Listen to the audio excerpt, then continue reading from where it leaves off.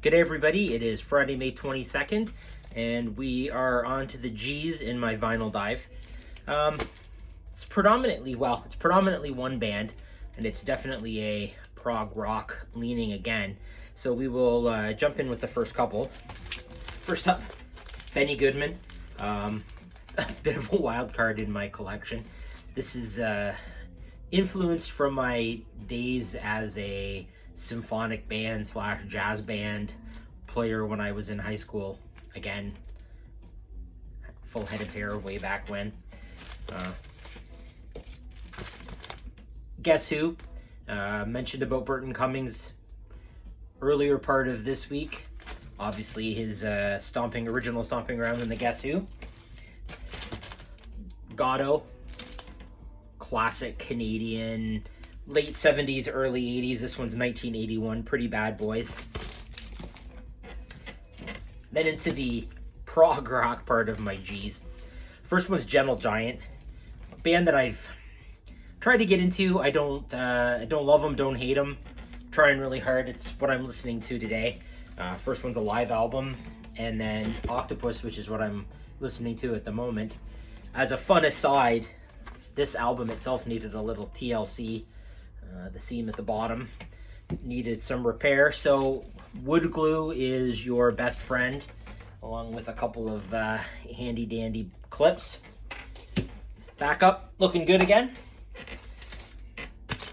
Last up is Genesis, which my introduction to Genesis was Invisible Touch on cassette. This one is 1986, so it's quite a while ago. Invisible Touch, Tonight, Land of Confusion. This Genesis is very different from this Genesis. So this is the prog rock beginnings of Genesis. I have Nursery Crime, Lamb Lies Down, which is a live album, Duke. Now that's with Phil Collins as the singer. Foxtrot, and then there were three, again, another Phil Collins, Seconds Out, and Trick of the Tail. I would,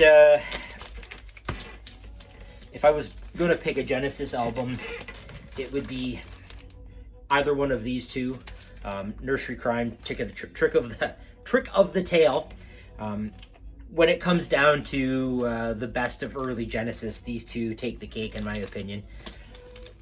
It's sort of funny to see where Genesis is, or at least where they were in the last 10 to 15 years. Their leanings as a pop band definitely was 180 degrees from where they were in the 70s.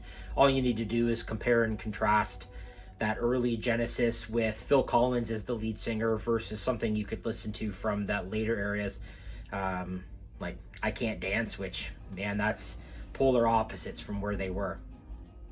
So that's G's for today. The Benny Goodman definitely makes there a lot of variety in my G's until you get to the prog rock part. So that's it for today, Friday, May 22, and the G's. Tomorrow we'll be bringing some H's. Thank you.